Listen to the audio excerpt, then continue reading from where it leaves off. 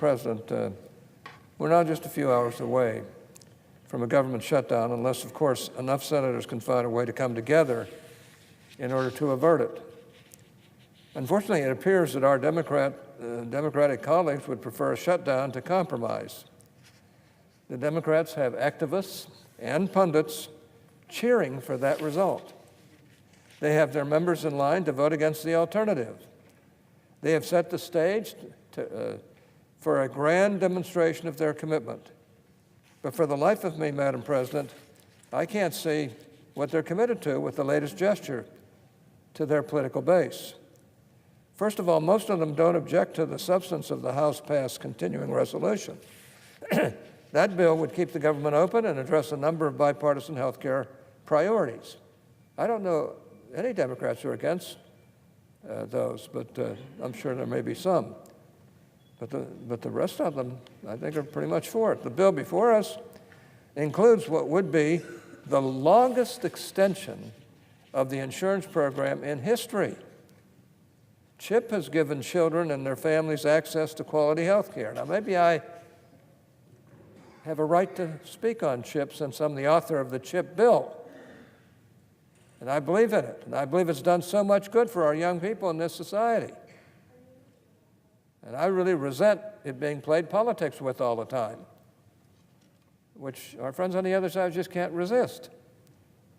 CHIP has given children and their families access to quality health care, and quality health care coverage for over 2 decades, and was founded on the belief that the health of our future is too important to be dragged down by the political bickering of the present.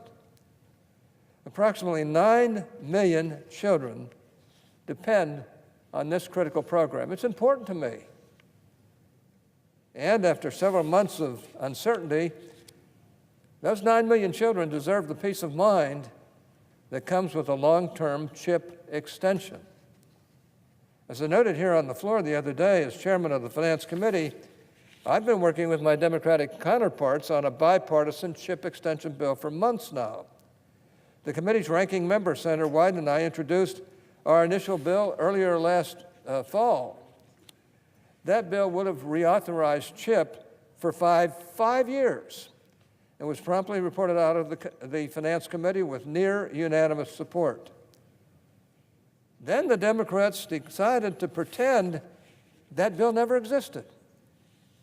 As we worked through a crowded legislative calendar at the end of last year, my colleagues were well aware that efforts to reauthorize CHIP were ongoing. Yet many of our colleagues accused Republicans of neglecting vulnerable children. I was leading the fight as one of the leading Republicans, as chairman of the Finance Committee, the author of the original bill, the one who's always voted for it. I just want a bill that works and not a political brouhaha that it always becomes whenever some of the Democrats think they can score some political points. The attacks on this front were fierce and usually at high volume. I was personally attacked by colleagues in committee here on the floor and in the media. All kinds of vitriol was thrown in my direction, both here in the Senate and out in the political intelligentsia. No one need to worry about me, Madam President. I can take it and throw it right back if it's necessary. But for months, colleagues have been coming to the floor or going on TV, pretty much anywhere with a camera, to accuse Republicans of wanting to take away health insurance for vulnerable children. Total BS. But yet they do it all the time because they, with their friends in the media, know that they can get away with it, in spite of the wrong that they're doing. Throughout all of this time, they've conveniently neglected to mention that bipartisan efforts with regard to CHIP were moving forward, even though they clearly knew that such was the case. In fact, one of the harshest critics was an original co-sponsor of our bill and a senator who voted in support of our bill in committee. This new bill before us would reauthorize CHIP for 6 years. something that's never been done before. A 6-year extension would be the largest and longest in the history of the program. We already had done that on the Finance Committee. In all other respects, the bill is identical to the one the Finance Committee reported with broad bipartisan support. So where are our colleagues today? Is Senator Wyden, who co-authored the committee's CHIP bill, prepared to vote for an even longer extension of the program? Apparently not. Are other Democrats on the Finance Committee, including those who publicly touted their support for the committee bill, prepared to vote for this extension? Apparently not. What about those Senate Democrats, both on and off the Finance Committee, who have been on their own righteous crusades with regard to CHIP? Are they prepared to vote for it today? Apparently not. What has changed? Do they oppose something in the broader bill? No. Most Democrats have supported the other health care elements in the package, including delays on the medical device tax, the health insurance tax, and the so-called Cadillac tax from Obamacare. The bill would accomplish those goals as well. Think about that. What about the Democrats? Have they championed those causes? Are they prepared to vote in favor of this bill? Apparently not. The question is why? Why are Democrats willing to filibuster this continuing resolution and shut down the government? What crazy right-wing fantasy have we inserted into the bill?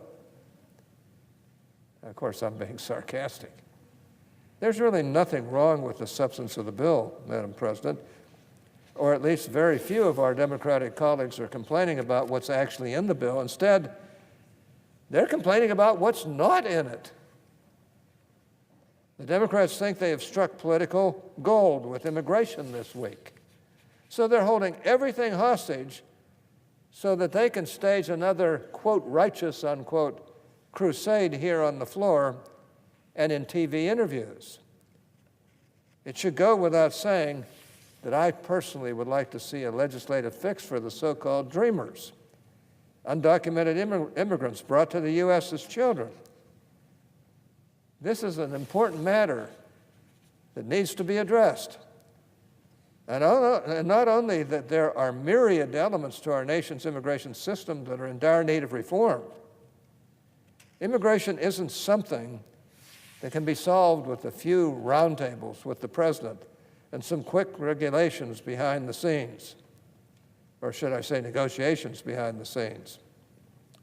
It certainly isn't something we can or should try to solve under the threat of an imminent government shutdown. Unless you've been hiding in a cave or trapped under something very heavy for the past 15 years, you know that immigration reform, even piecemeal reform, is an extremely difficult lift. There are members of both parties willing to work on this. The president has indicated his willingness as well. But some don't want to go the reasonable route, so here we are. Madam President, I get that there's an adage in this town that no one should let a good crisis go to waste. And I certainly understand the desire to strike when a political iron is hot, and in the eyes of most Democrats, that time is now. However, if they filibuster this legislation, they will be filibustering authorized funding for the Child Health Insurance Program. They will be voting to prevent this bipartisan effort, the one we've been talking about for years now, from moving forward.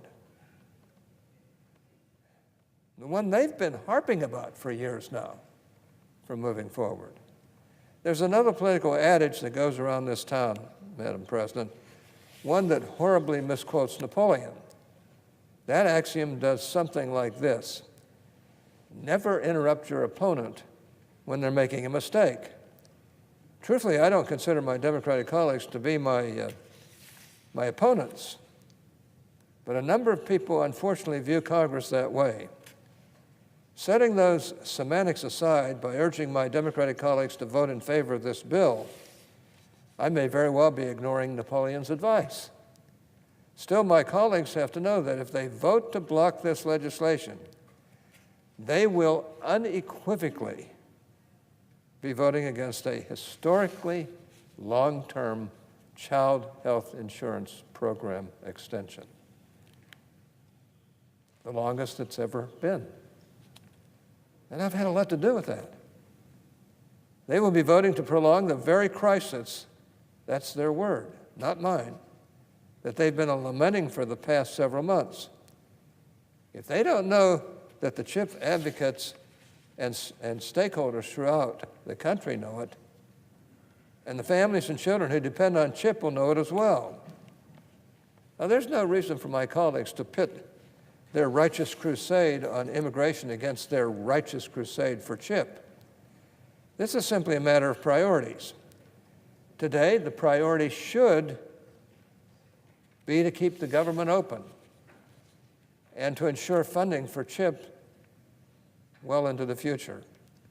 Like I said, Madam President, offering my colleagues the advice may amount to stepping in the way of an opponent's mistake, but the politics on these issues should stop.